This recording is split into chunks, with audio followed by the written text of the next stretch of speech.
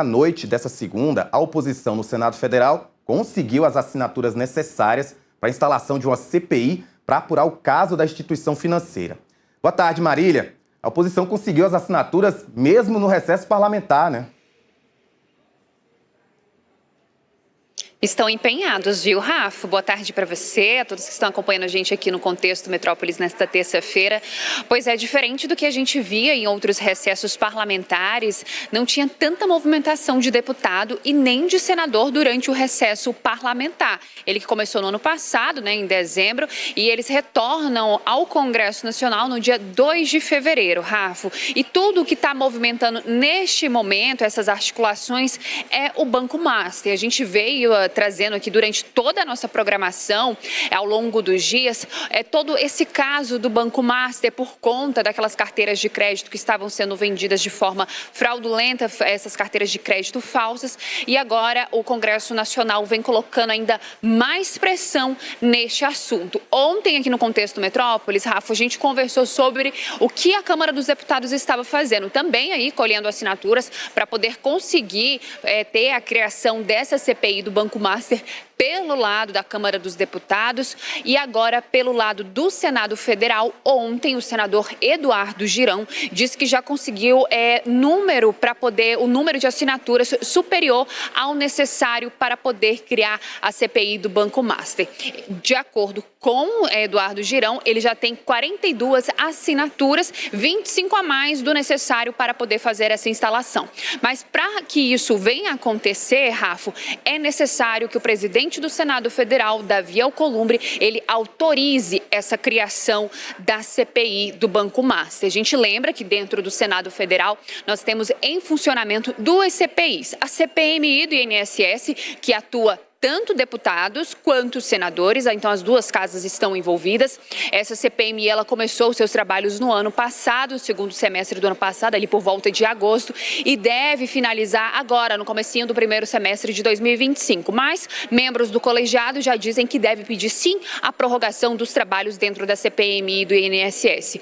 Outra CPI que está na ativa é a CPI do crime organizado. Ela começou as suas atividades ali no finalzinho de 2025 e agora ela vai se estender ao longo de 2026. Então, neste momento, duas CPIs em funcionamento. Para que uma nova venha a acontecer, é necessário não apenas o número de assinaturas, como Eduardo Girão já disse que tem número superior ao necessário, mas é necessário que o presidente Davi Alcolumbre venha autorizar a criação e o início dos trabalhos. A gente lembra que nós estamos em ano eleitoral, os deputados e senadores eles vão ter aí até abril, o mês de abril começa aí a parte da descompatibilização de cargo, para que eles possam aí se dedicar às suas bases eleitorais e tentar concorrer tanto à Câmara quanto ao Senado ou mesmo a governo dos estados. E quem deve assumir são os seus suplentes. Geralmente, nesse período, os trabalhos dentro do Congresso Nacional, eles tendem a ser aí um pouco mais tranquilos quando os seus suplentes assumem.